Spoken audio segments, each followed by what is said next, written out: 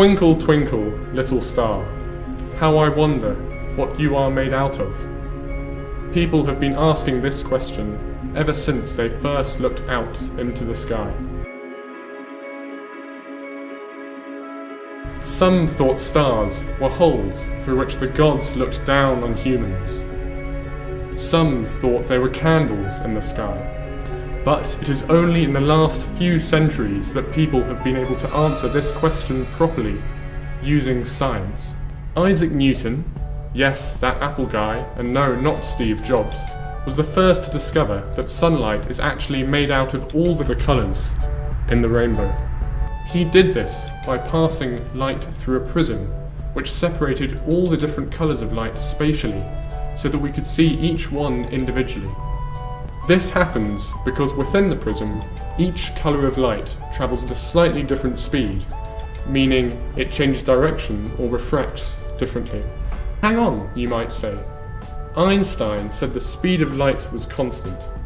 That means that blue light or red light or green light should all travel at the same speed.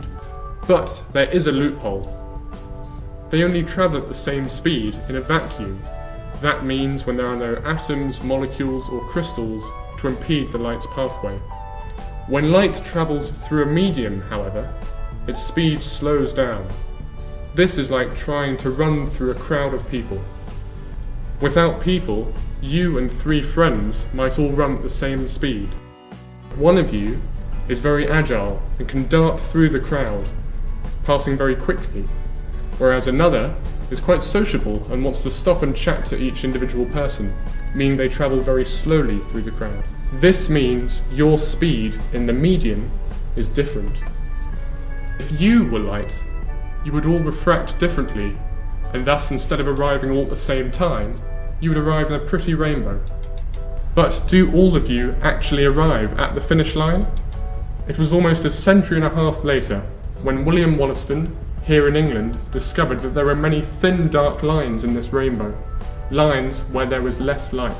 It turns out that these lines in the spectrum arose because some light decided that its friends it met in the crowd, in other words the molecules, decided that they were just too exciting to pass up and stayed and had a chat. In other words, they were absorbed by the molecules.